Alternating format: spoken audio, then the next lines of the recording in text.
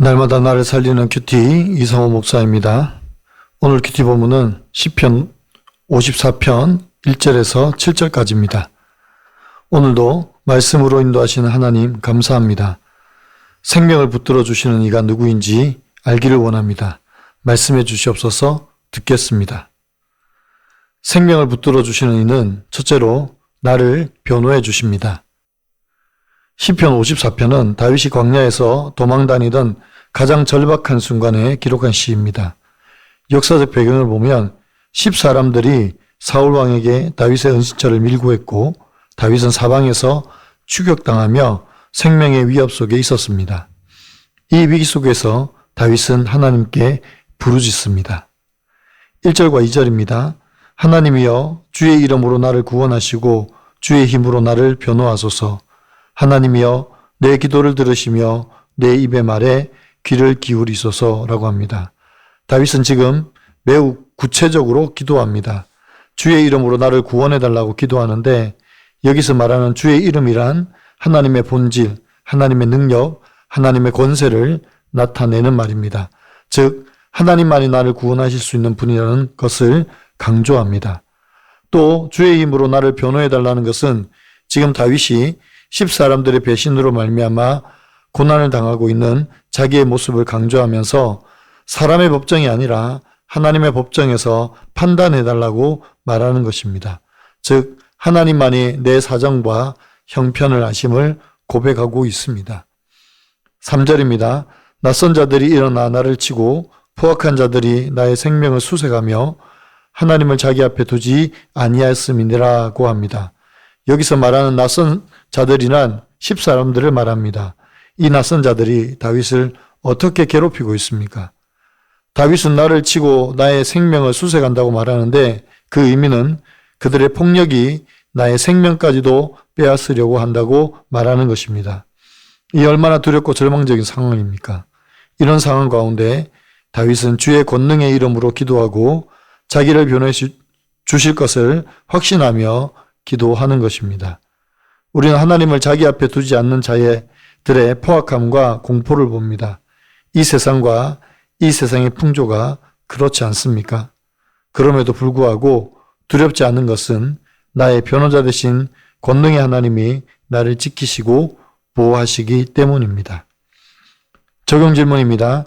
나는 환난 중에 사람을 의지합니까? 아니면 주의 이름을 부르며 하나님께 기도합니까? 나의 억울함을 변호해 줄 사람은 누구입니까? 내가 변호해 주어야 할 사람은 누구입니까? 생명을 붙들어 주시는 이는 둘째로 원수를 갚아 주십니다. 4절입니다. 하나님은 나를 돕는 이시며 주께서는 내 생명을 붙들어 주시는 이신이다 라고 말합니다. 다윗은 하나님만이 자신을 돕는 분임을 알았습니다. 그리고 자기의 생명을 붙들어 주시는 분임을 고백합니다. 5절에서 다윗이 하나님께 자기 원수를 갚아주실 것을 위해 기도하고 있습니다. 다윗이 사울에게 원수 갚을 기회가 있었음에도 불구하고 원수를 갚지 않았습니다. 그 이유는 원수 갚는 것은 다윗의 몫이 아니라 하나님께 달렸기 때문입니다. 신실하신 하나님께서 판단하시고 원수를 갚아주시기 때문에 하나님만을 의지하고 있습니다. 6절입니다. 내가 낙헌제로 주께 제사하리이다. 여호와여 주의 이름에 감사하오리니 주의 이름이 선하심이니이다 라고 합니다. 다윗이 낙헌제로 주께 제사한다는 것은 자원함으로 주께 감사하며 제사하겠다는 것입니다. 다윗은 아직 원수들에게서 건짐을 받은 것도 아닌데 자기를 구원하신 하나님을 의지하며 감사로 제사를 드리겠다는 것입니다. 그리고 7절에서도 다윗은 믿음의 언어로 주께서 나를 모든 환난에서 건지셨다고 고백합니다. 우리말 성경 건지시고는 히브리어의 시제를 보면 완료형입니다. 이 말은 이미 건져내셨다는 말입니다. 또 내 원수의 보응받는 것을 내 눈으로 똑똑히 보게 하셨다고 고백합니다. 하나님께서 다윗을 원수들에게서 구원하셨을 뿐만 아니라 하나님의 공의로운 심판이 원수들에게 이미 실현되었음을 선포하고 있습니다. 이처럼 믿음의 선포는 이미 약속이 성취되었음을 증거하는 행위입니다. 여러분은 어떻습니까? 나는 하나님께 단지 문제 해결만 구합니까? 고난 속에서도 언약을 이루시는 하나님을 신뢰합니까? 환경은 바뀌지 않아도 하나님이 결국 나를 승리로 이끄실 것을 믿으며 예배합니까? 오늘 큐티의 묵상 간증은 생명을 붙들어 주신 하나님이라는 제목의 한 성도님의 묵상 간증입니다. 재혼인 남편과 초혼인 저는 친정의 반대를 무릅쓰고 11년의 기다림 끝에 결혼했습니다. 일찍 사업을 시작한 저는 사회적 기반도 다졌겠다, 바라던 결혼까지 하고 나니 꽃길만 걸을 줄 알았습니다. 하지만 결혼한 지 몇 주 지나 남편의 행동이 미심쩍어 핸드폰을 몰래 훔쳐보다가 밤늦게 걸려온 전화 한 통을 받게 되었습니다. 수화기 넘어 여자는 다짜고짜 "너 누구야?" 라며 화를 냈고 놀란 저는 아내라고 대답했습니다. 그리고 "난 6년 만난 여자야" 라고 큰 소리치는 그녀에게 저는 당황한 나머지 "전 11년 만났어요" 라고 대꾸했습니다. 그때까지도 상황 파악이 안 되어 "6년이나 만났는데 결혼한 줄 모르셨어요?" 라고 말도 안 되는 질문을 했고 뒤이어 남편을 바꿔주겠다고 했습니다. 자다가 놀라서 깬 남편은 핸드폰을 바닥에 내동댕이 치며 "남 모르는 사람이야" 라고 횡설수설했습니다.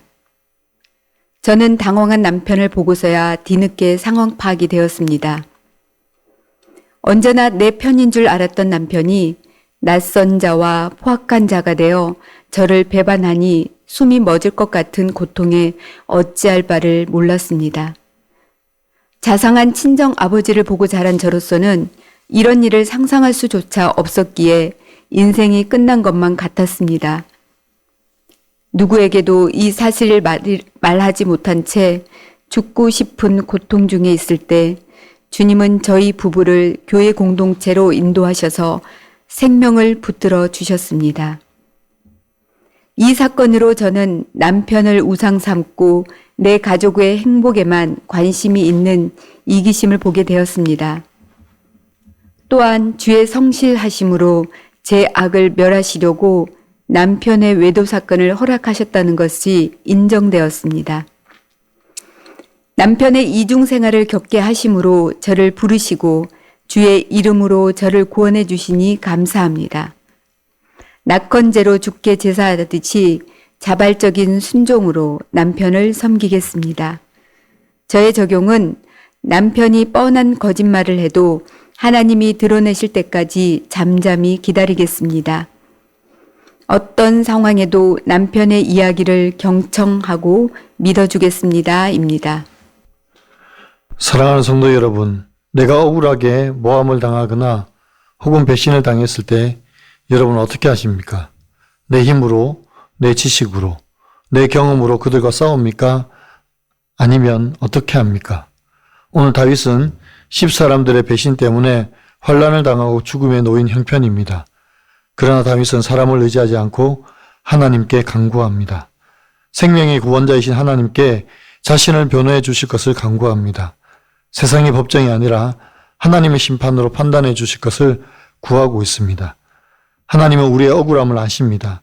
우리의 답답함을 이해하십니다. 그래서 우리를 그 환경과 상황 가운데서 건져내실 뿐만 아니라 우리를 대신하여 공의와 정의로 판단하실 것입니다. 그래서 우리는 믿음으로 이미 승리하였음을 선포해야 합니다. 그리고 이미 승리하신 하나님으로 인하여서 감사하며 예배해야 합니다. 기도드립니다. 주님, 오늘 다윗과 같이 우리도 배신과 위기의 환경과 상황 속에 놓여 살아가고 있습니다. 건강의 문제로, 경제의 어려움으로, 관계의 어려움으로, 때로는 억울한 일들로 인해 우리는 무너질 것 같은 순간들을 늘 경험하고 있습니다. 이런 상황 가운데 하나님만 바라본 다윗과 같이 저희도 하나님만 바라보고 의지하게 도와주시옵소서. 주님, 무엇보다 우리에게 믿음을 다하여 주시옵소서. 아직 환경이 변하지 않았어도, 아직 응답이 보이지 않아도 다윗처럼 자원하는 마음으로 감사의 제사를 드리며 주의 이름의 선하심을 찬양하게 도와주시옵소서. 내가 원수 갚으려고 하지 않고 하나님의 권능의 팔 아래에 맡기게 하시며 그래서 주께서 공의로 행하시는 것을 우리 눈으로 똑똑히 볼 수 있게 도와주시옵소서.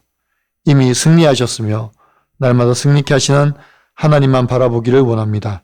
감사하며 우리 주 예수 그리스도의 이름으로 기도하옵나이다. 아멘.